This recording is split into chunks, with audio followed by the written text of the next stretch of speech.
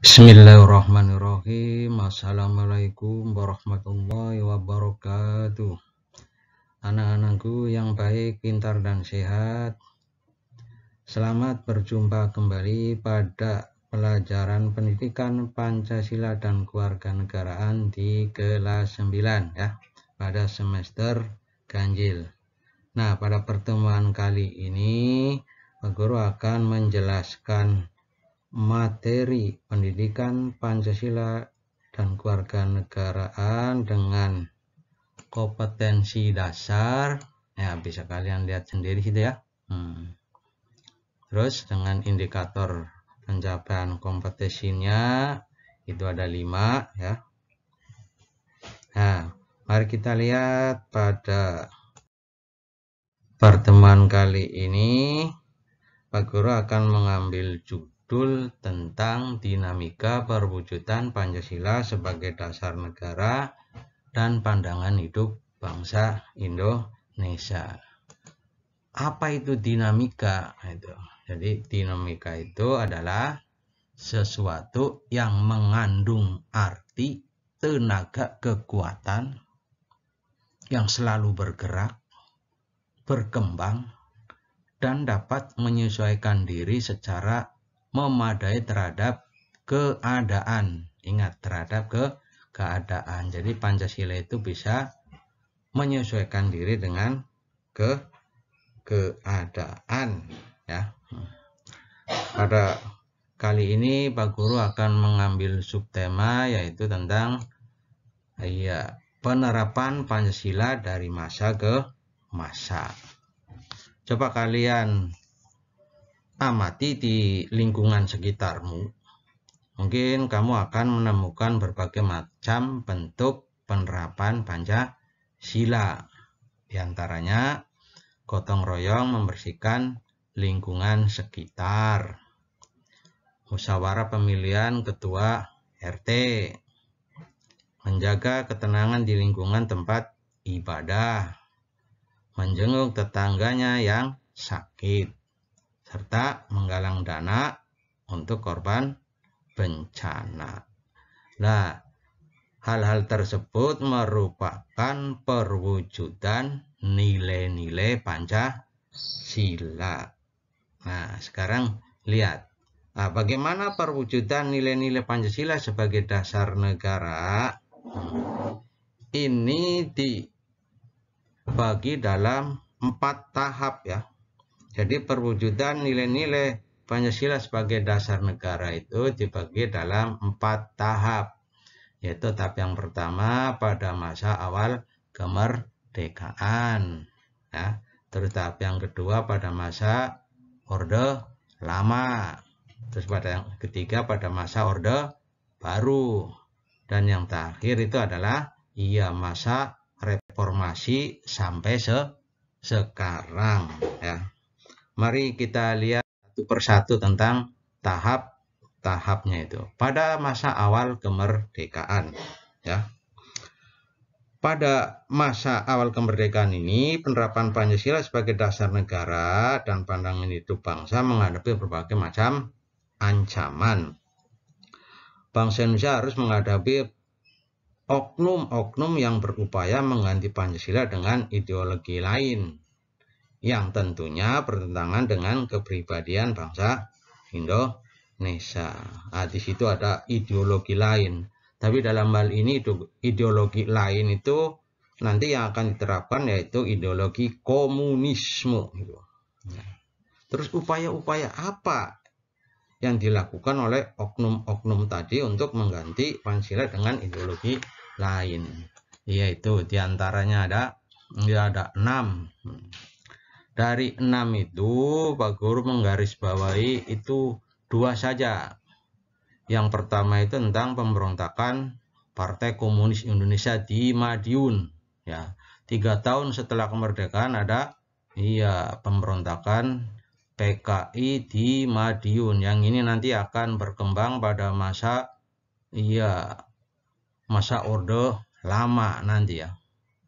Itu yang segi negatifnya. Ya, segi positifnya ada perubahan bentuk susunan negara dari negara kesatuan menjadi serikat, kemudian ia kembali menjadi negara kesatuan Republik Indonesia.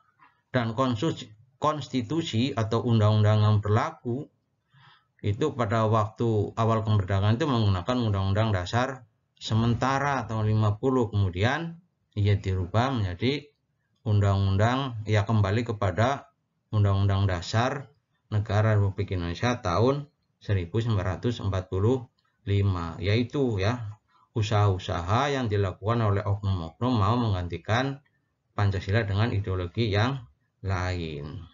Jadi pada masa yang pertama bisa ditarik kesimpulan bahwa penerapan Pancasila selama periode ini adalah Pancasila diarahkan kepada ideologi lain yang ternyata tidak menjamin stabilitas pemerintahan dan tidak sesuai dengan kepribadian bangsa Indonesia.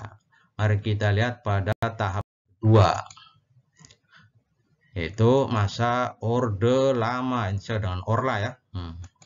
Nah, pada masa Orde Lama ini ya, ini diibaratkan ia berdiri di atas dua kaki, yang dua kaki ini kaki kanan berhaluan ideologi liberalisme, kaki kirinya berhaluan ideologi komunisme. Jadi dua-duanya itu tidak sesuai dengan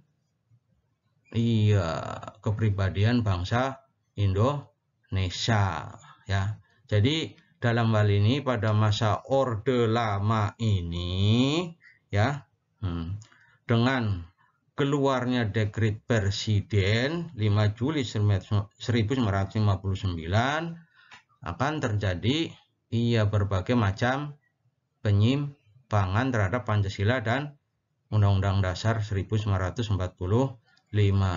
Jadi Orde Lama ini ideologi Pancasila itu seolah-olah tadi berdiri di antara dua kaki yang mengikuti ideologi besar di dunia ya. Terus Pancasila ini dimaknai bukan berada pada kekuasaan rakyat, melainkan kekuasaan pribadi presiden saat itu, yaitu dengan dikeluarkannya dekret Presiden 5 Juli 1959, di mana dalam isi dekret Presiden 5 Juli 1959 yaitu tentang ada pembubaran DPR hasil pemilu tahun 1955. Terus presiden bisa membentuk MPRS. Nah itu ya penyimpangannya. Yang celaka lagi dengan dikeluarkannya TAP MPRS nomor XX atau nomor 20 kalau dalam bahasa Romawi pada tahun 1963 yang menyatakan bahwa presiden diangkat sebagai presiden seumur hidup. Ini sudah menyalahi daripada aturan yang ada di dalam Pancasila. Yang tadi pada periode awal Pak Guru sudah jelaskan ya, pada awal kemerdekaan ya, yang pertama gerakan-gerakan itu oknum-oknum yang mengganti Pancasila dengan ideologi lain. Lah di sini pada periode Orde Lama ya PKI tumbuh kembali ya. Jadi pada waktu Orde Lama ini Pancasila diganti dengan ideologi Nasakom, nasionalis, agama dan komunis, dan puncaknya itu dengan adanya pemberontakan PKI pada tanggal 30 September 1965 yang dipimpin oleh DN Aidit. Nah, tapi bagaimana akhirnya? Akhirnya pemberontakan ini dapat digagalkan. Nah, itu tentang masa Orde Lama. Mari kita lihat yang masa atau tahapan ketiga, Orde Baru. Nah, disingkat dengan Orba ya.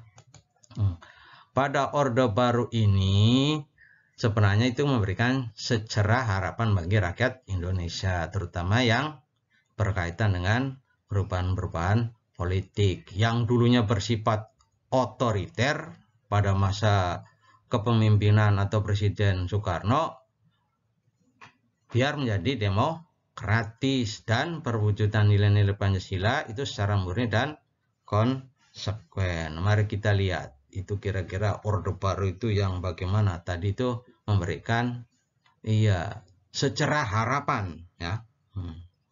Jadi Orde Baru ini memang berupaya mengembalikan nilai-nilai Pancasila pada kemurniannya ya. Namun dalam prakteknya terjadi berbagai macam penyimpangan ya. Pada pelaksanaannya nilai-nilai Pancasila itu memang dimanfaatkan untuk kepentingan golongan atau melanggengkan atau melanggengkan lah itu ya, melanggengkan kekuasaan. Kekuasaan siapa? Yaitu presiden. Jadi mungkin lebih parah lagi nih Orde Baru ya.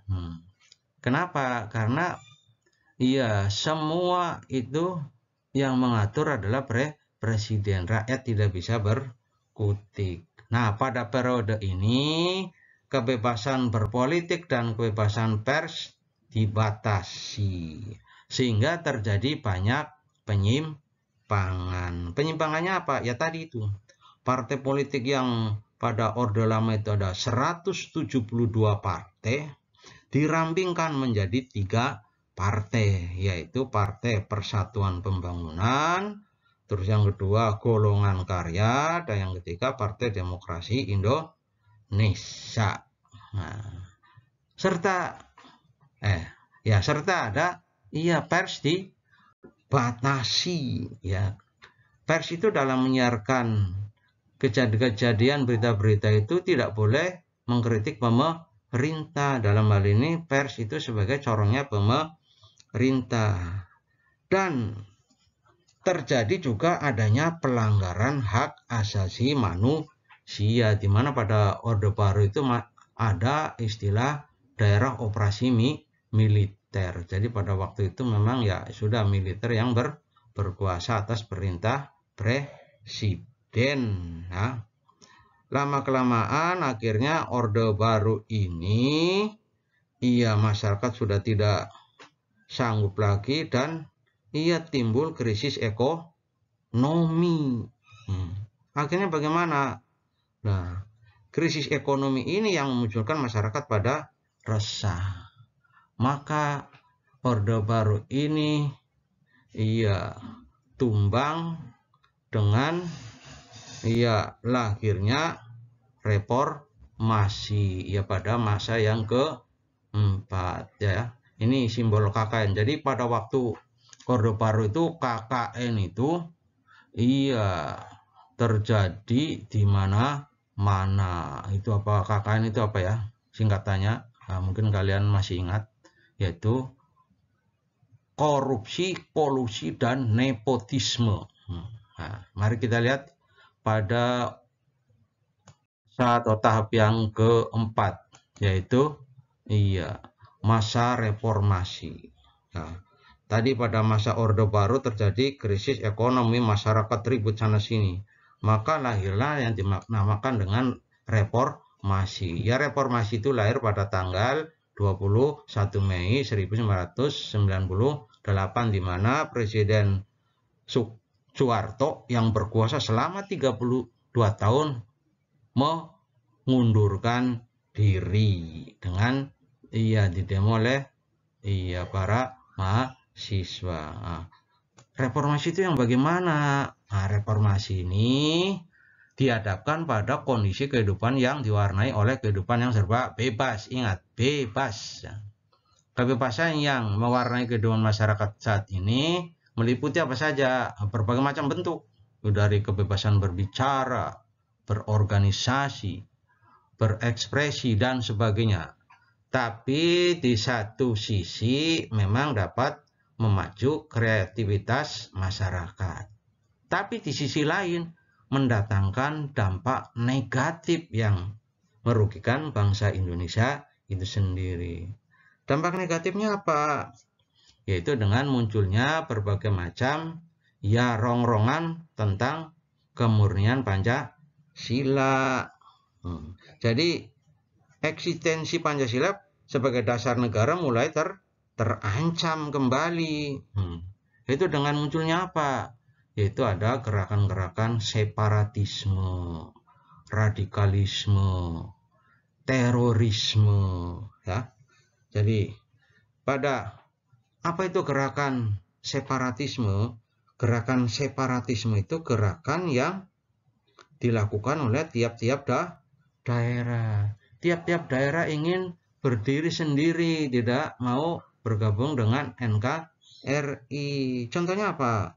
Ada GAM, ada OPM, ada RMS. Tapi akhirnya iya, gerakan-gerakan itu bisa diredam, ya, bisa dengan mengadakan perundingan. Terus lagi apa? Gerakan radikalisme. Radikalisme itu apa? Yaitu pembaruan sosial dengan kekerasan, semua serba demo-demo dan sebagainya. Kan kayak gitu ya.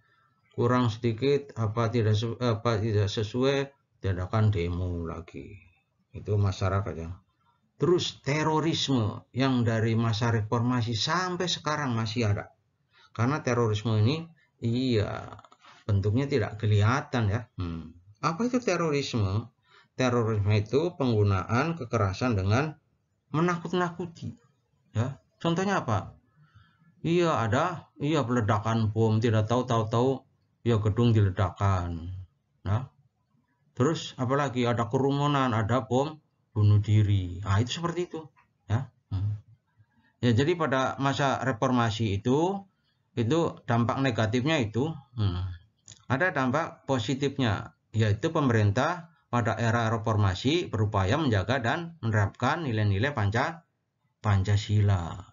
Terus apa? Ada keseriusan pemerintah untuk mempertahankan nilai-nilai Pancasila sebagai dasar negara sekaligus sebagai pandangan hidup bangsa Indonesia. Jadi dalam hal ini Pancasila itu memang pada masa reformasi sampai sekarang biar tetap dijaga tentang posisinya, kedudukannya sebagai dasar negara. Demikianlah penjelasan dari Pak Guru pada pertemuan yang pertama. Pak Guru akhir sekian dulu. Assalamualaikum warahmatullahi wabarakatuh.